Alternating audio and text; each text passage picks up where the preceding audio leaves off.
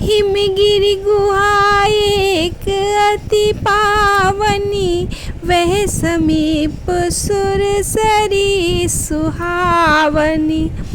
आश्रम परम पुनीत सुहावा, देख देव ऋषि मन अति भावा। निरख शैल सरि विपिन विभागा, भयउ रमापति पद अनुरागा। सुमिरत हरि श्राप गति बाधी, सहज विमल मन लगी समाधि। मुनि गति देख सुरेश डेराना, काम ही बोली कीन सन माना। सहित सहाय जाऊँ मम हेतु, चले हर्षिय चर चर केतु। सुनासीर मन महु अति त्रासा, चाहत देव ऋषि मम पुरबासा। जे कामी लोलुप जग माही, कुटिल काक इव सबहि डेराई। मंगल भवन अमंगल हारी, द्रवहु सुदशरथ अजिर बिहारी। सुख हाण ले भाग सट, स्वान निरखी मृगराज। छीन ले जन जान जड़, तिम सुरपतहि न लाज। मंगल भवन अमंगल हारी, द्रवहु सुदशरथ अजिर बिहारी। तेहि आश्रम ही मदन जब गयाऊ, निज माया बसंत निरमयाऊ। कुसुमित विविध बिटप बहुरंगा, कूजहि कोकिल गुंजहि भृंगा।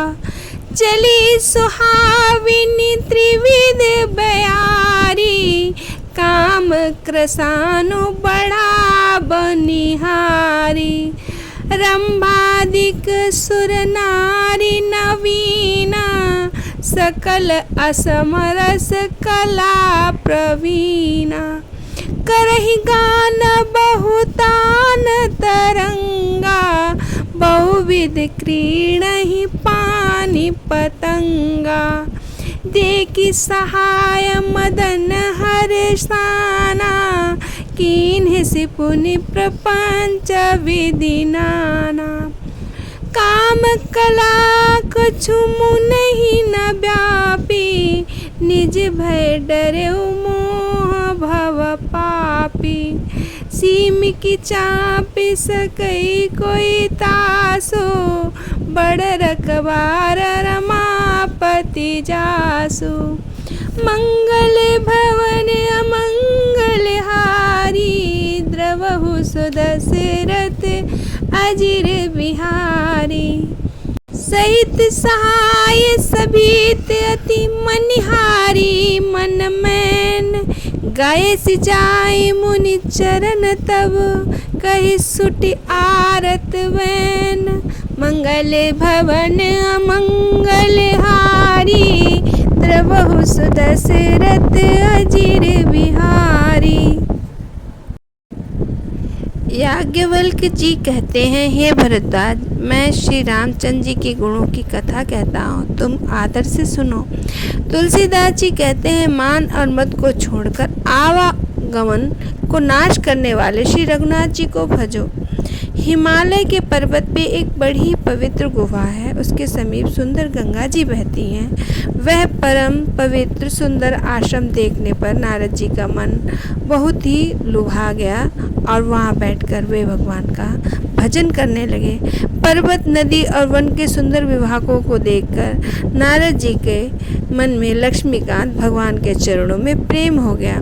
भगवान का स्मरण करते ही नारद मुनि को जो श्राप था, जिसकी वजह से जो प्रजापति ने दिया था, वो स्थिर नहीं रह पाते थे, उनकी गति रुक गई और उनके मन में स्वाभाविक निर्मल समाधि लग गई। नारद मुनि की तपोमयी स्थिति देखकर देवराज इंद्र डर गया। उसने कामदेव को बुलाकर उसका आदर सत्कार किया और कहा, मेरे हित के लिए तुम अपने सहचरों के साथ जाकर नारद जी की समाधि भंग करो। जाओ। ये सुनकर मीन ध्वज वाले कामदेव के मन में बहुत प्रसन्नता हो गई। इंद्र के मन में ये डर हो गया, देवऋषि नारद मेरी पुरी अमरावती का निवास राज्य चाहते हैं। जैसे जगत में कामी और लोभी होते हैं, वे कुटिल कौवे की तरह सबसे डरते हैं। जैसे मूर्ख कुत्ता सिंह को देखकर सूखी हड्डी लेकर भागे और वह मूर्ख ये समझे कहीं ये मुझसे ये हड्डी छीन ना ले, वैसे ही नारद जी से मेरा राज ना छिन जाए, ऐसा सोचते हुए लाज नहीं आई।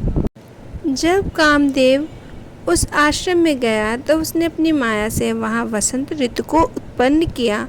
तरह तरह के वृक्षों पर रंग बिरंगे फूल खिल गए, उन पर कोयलें कूकने लगीं और भंवरे गुंजार करने लगे। कामाग्नि को भड़काने वाले 3 प्रकार की शीतल, मंद और सुगंध सुहावनी हवाएं चलने लगीं। रंभा आदि नवयुवक्ताएं, देवांगनाएं, काम क्रीड़ाओं जो काम कलाओं से निपुण थीं, वे बहु प्रकार की तानों के तरंगों के साथ गाने लगे, हाथों में गेंद लेकर नाना प्रकार के खेल खेलने लगे। कामदेव अपने इन सहायकों को देख के बहुत प्रसन्न हुआ। फिर उसने नाना प्रकार के माया जाल किए, परंतु कामदेव की कोई भी कला मुनि पर असर ना कर सकी। तो पापी कामदेव अपने ही नाश के भय से डर गया और लक्ष्मीपति भगवान जिसके रक्षक हों, भला उसकी सीमा मर्यादा कौन ही दबा सकता है।